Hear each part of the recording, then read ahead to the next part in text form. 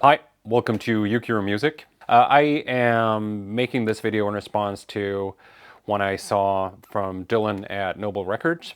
I don't share a lot of his taste in music, but he is a delight to listen to. He's such a good storyteller when he talks about little anecdotes and stuff. So it's a channel I like to follow, and he had been following someone else in turn about this topic, 5 records I would never sell. So the first one is a record where I bought when I think I was maybe 9 years old.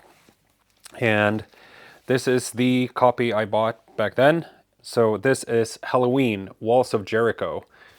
I did something very stupid with this because we had a hole puncher for putting it in a binder, putting papers in a binder, and I decided to test the hole puncher on the inner sleeve of this record, my most precious record, maybe at the time. Anyway, I was a child. Children are stupid. Children do stupid things. So anyway, but this to me is the best Helloween record because it has Kai Hansen on vocals before they got dedicated vocalists, dedicated singers. He is clearly a less accomplished singer technically, but the intensity and emotion just spoke to me more. And the energy in this record is incredible. It is so fast and hard a lot of the time. And the production is kind of cool too, considering its age. This was just revelatory for me. I mean, I was a young child in the middle of nowhere, northern Sweden. I had no elder siblings to get music from or anything. So it was a kid at school that had this on cassette tape. And he played it for me, and my life changed forever after. So this, I still listen to this every now and then, despite having now owned this for 37 years, at least. Yeah. I still know all the lyrics. I still know every riff. I still know everything. The record itself is really worn. I should get a reissue copy because this has been played so many times on so many shitty turntables. And I mean, cleaning it doesn't help anymore either. The most incredible rush of energy hearing this for the first time. It just electrified every atom in my body, and I just knew what I wanted to listen to. And then I got disappointed by every single subsequent Helloween album. I kept buying them because I didn't know what other music there was. I just kept buying Helloween records and sort of attached myself to that band, even though nothing they did lived up to this one for me. So yeah, that's the first I wouldn't sell. You can find new, this was mass produced. There's so many copies out there. I could easily probably get a new one of the same original pressing or whatever, but this is the one I bought as a kid, and I'm never gonna get rid of it because that is the one. And then next up we move on to 1994, and I had already been into electronic music for a while at the time, very interested in the sounds and textures and structures, and it was just all alien and weird and out there, and I was super fascinated by that. And again, this is pre-web, long before you could, find anything online. I would just go into a record store and browse and listen to stuff. And I know in the spring of 1994, I walked into a record store in the small town nearby where I grew up, because I lived in a really tiny town. So this was maybe a city, 40,000 people. And back then, even a city of that size had a couple of record stores, and one of them had a guy working there that had been living in London for a little bit, so he was super into electronic music from his time in London. So he would bring in a lot of music like that to the store. And I came in that day in the spring of 94, and he just said, "This is the record you're going to buy today." He wasn't even going to let me listen to anything else. He recognized me because I was frequently there because I was obsessed with music. I didn't have much money to spend, but I would constantly keep tabs of everything and memorize everything. And anyway, he just told me, "Listen to this. This is what you're going to get." Now, I bought the CD at the time. It's a double CD. and here it is on vinyl. Anyway, the record he told me to buy that I bought on CD then is this, The Future Sound of London Lifeforms. Now, this is not the reissue. This is the original pressing that I found a little bit later. And it is in absolutely brilliant condition. So I bring this out with, almost religious reverence for what this is. If you haven't heard The Future Sound of London, well, you're wrong, because you have heard The Future Sound of London, you just don't know about it. But they're mostly known for Papua New Guinea, their breakthrough hit, but I think this album is the one, if you're going to listen to anything by them. Some trivia is that this is mostly made using a sampler that only had 12-bit resolution. Despite being a 12-bit sampler that everything is dragged through crudely, and then like it's collage music of found sounds in a sense, but also some synthesizers and stuff. But despite that, it sounds so incredible still to this day, I think. It's just a fantastic piece of music, and it's long. It's 2 CDs in the CD version. So one for the ages, one of the most, if not the most influential record in my life, that I still listen to regularly as well. And I can't imagine ever stopping listening to this. I am more careful nowadays when I listen to it, because I hold it in such high regard that I'm not just gonna put it on just to have something on. It is almost like again, religious reverence I have for this record. It is so important for me. So yeah, never selling this original pressing, keeping the protective sleeve on. I'm going to get into a very long anecdote for this next record too. So right around the time when I discovered this, so spring of '94, summer '94, I also started to pick up on, other types of electronic music that I started to really resonate with. I'd been interested in it, but now I was starting to find the stuff that I sort of intuitively figured had to exist, and now now I'm finding it. And it was the then emerging genre that ended up being called Goa Trance.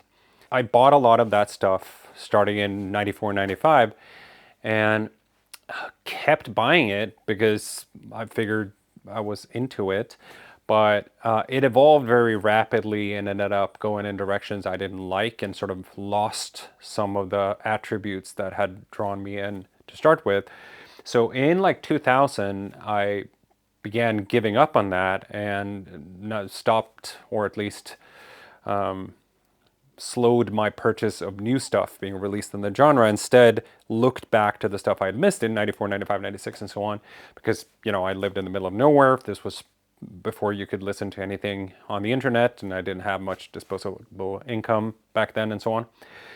But in 2000, I had some, had a job, I was working, I was bringing in money, and I could spend it on records. So I ended up starting to collect a lot of the stuff that had been released in the 90s.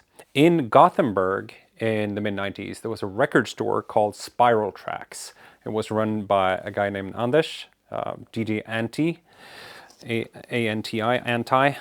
So here's a shirt, and this is, by the way, phosphorescent, so glow in the dark. He made 25 of these, and I still have one. It says XL, but I don't think I fit in this anymore. Maybe I do, actually. Oh, it's bigger than I remember. Anyway, so that eventually became a record label. So this is the first release on the record label that came out in '97. But I had been to that store starting in '94 because I had cousins living in Gothenburg, so I was there a lot. When I was in this collector mode, 2000, 2001 maybe, he had closed the store. Yeah, it must have been like 2001 or so. He had closed the store, and I don't remember how this happened, But I got invited to his office where he had his record. So I had been in touch with him before, like I'd been to the store, and he began recognizing me even though I didn't live in Gothenburg. And eventually I actually designed flyers for a club he was running in about 98 or so. So I had been in touch with him. I was sort of a known entity to him, an annoying kid probably, but he put up with me somehow. And I got invited to his office, and he was showing me stuff, showing me different records, and trying to find stuff I didn't have. And I was like, yeah, I got that. Yeah, no, I have that one. And like I knew the catalog numbers too. I could recite it to him before he could read it off of the record. And eventually he just gets his very characteristic mischievous smile and goes, I'm gonna show you something that you do not have. And he brings out this. And sure enough, I did not have this. His did not have the press release, and it didn't say unreleased in the corner. So it just said, oh, I have multiple of these. The press release states that, yeah, this is 95, supposed to be released in late summer 95. I guess this is European dating, so it would be August 7th in 1995. And Etnica, I think, are like the band, because four guys, but four-man era Etnica is peak Goa Trance. So he plays me this. He plays me the track called Intense Visitation. And like, this is what happens when I think about Intense Visitation. Like, this track, oh my God. And I was just standing there in his office going, what the actual fuck is this? And I became obsessed. Like, I had to find the record, so I started looking for it, just maniacally. It took me a very long time to get it, and when I did get it, it was when I contacted Simon Gehary, who had been A&R and sort of the main guy responsible for the record label Blue Room released. And I bought the entire leftover stock after the label had folded in, I think, 2003 or 4. It's when I bought everything. And he had, I think, 4 or 5 copies left of this record. And I could have one on the condition that I helped him sell the others. And we set a minimum price, and I got them sold. It was for quite a lot of money. Because according to his recollection, there have been 50 made, 50, because it's promo. The title track is Tribute, but the AA side or B side, Intense Visitation, is named after and contains a sample from Jim Morrison of The Doors when he reads some of his very trippy poetry, when he says, "We had an intense visitation of energy." Somehow they hadn't cleared that sample, but the estate that safeguards his legacy found out or got asked or something about clearing the sample, and they said no. So they had to pull the track. So this BR009, does that say anywhere? Yeah, it says here, actually got canceled. The catalog number instead got used for a Juno Reactor album, and this got pushed into 1996, and they replaced Intense Visitation with a track called Astral Way. There is another version of this record that has another unreleased Etnica track called Asian Code or Asian Code 7, which I also own, but that's a different story, and this is the one that is the holy grail for me. Asian Code might be even rarer, but this is like the one for me, because this is one of my favorite tracks of theirs of all time. So yeah, this is Ritual Techno Prisoners on Volume Control. Incredible stuff. This has subsequently been re-released. The track is now available in all sorts of formats. But yeah, here's the original. I managed to track it down. I'm never ever in a million years selling this. I seem to have extra copies of the press release if someone wants one. If you have the record and you're missing the press release like Auntie did, you could get it from me. Anyway, monsters track, one of the holy grails of Goa Trance, definitely, and thus one of the holy grails of my collection. I'm only now noticing that I have a hole in my t-shirt. How did I get an actual hole? What happened here? Okay, sorry. The title is 5 records I would never sell. That's hard. And if you would ask me tomorrow, I might pick another 5. Well, a couple of them might be in the list forever, but it was difficult to do 5. I will. I think I'm going to record talking about 6, and I'm going to decide in the edit which ones you see. Next one up then is here, because it's very, very rare, Space Cactus on the label Ultra Eczema, or Eczema. How do you pronounce it? That is a sticker that is included here. And this is like screen printed, like feels manually screen printed. So that's the sticker and the record, and it's, so I have number 102 out of 142. I have this because my ex-wife had found this and bought it, and it is one of few records we didn't have our own individual copies of. So I had to track one down after we divorced, and managed at long last to get it. Not cheap, but I found it. So what is this? It is difficult to listen to because it's basically nonsense talking, words and laughter, like no real language, I don't think, on reel-to-reel tape, and the tape is being sped up and slowed down and effects added to it, like physical manipulation of the tape, which makes it sound completely insane. And it just goes on, and it's just brainwash. Like, you go insane when you listen to this, and it's just fascinating the sound can do that. So I don't even know if this is like music, because it's not rhythmic, it's not tonal, there's no harmonies, it's just madness. But it's very rare. It is extremely potent sounds. Like it does things to your head that are really powerful. So this is for special occasions when you really want to get fucked up, or you already are. Bring out some Space Cactus. So this last one I have as a promo. Supposedly it got released. It got a real release. I've never seen it though. I bought this apparently for 20 kroner, which is $2 or €2 kind of. So artist name here is Illuminum. This is Krister Linder, who also released as Tupilak and Yeti. Both are misspelled here. It says Tupilak with a C in the end, but he spelled it with a K. It says Yeti with a J, but he spelled it Y-E-T-I. Anyway, he is a vocalist. He's done a lot of different types of music. He is a really special person. He's like very spiritual and into the mystical, so hence Illuminum. Like all of his stuff has sort of there are all these allusions to mystic traditions and whatever on it. It's electronic music and it's not dance music. I have, like, the album he made as Yeti in '96 is another one of the most important records in my collection. The full album was CD only, so I didn't bring that out for this. There are 2 singles from it. But this was done in the same era, like 96-ish.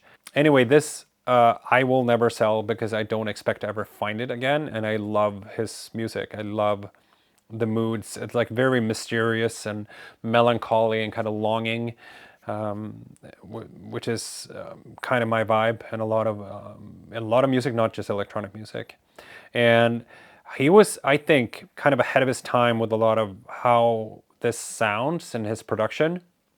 Even though he was like pop rock vocalist coming into electronic music, he has incredible intuition for this stuff. Look up the Yeti album, look up the Tupilak album, which is from earlier, which is from '95. I can put links to them in the description. If this is available somewhere to listen to online, I will link to it as well. It might be at this point because everything finds its way to the internet eventually, but this is rare enough that it might not be out there. He is producing music still, I think. He's done some movie soundtracks and stuff. Although I think he did his best work in the 90s, at least for me. He might disagree. We lived in New York at the same time, but I never met him there. He now lives in Sweden again, but sort of out in the countryside. Yeah, fantastic musician, fantastic voice as well as a singer. Oh my God, he's such a beautiful voice. One of the most beautiful male voices that I know of. Maybe I'll throw in a link to some of that stuff as well. So anyway, a record I won't sell because it's so absurdly rare. That should conclude it. If you, I'll quote Dylan at Noble Records. If you have a YouTube channel, do one of these videos. I want to hear about other people's 5 records they would never sell. And if you don't have a YouTube channel, start one for the sake of making a video about 5 records you would never sell. That's it for me today. Thanks for watching.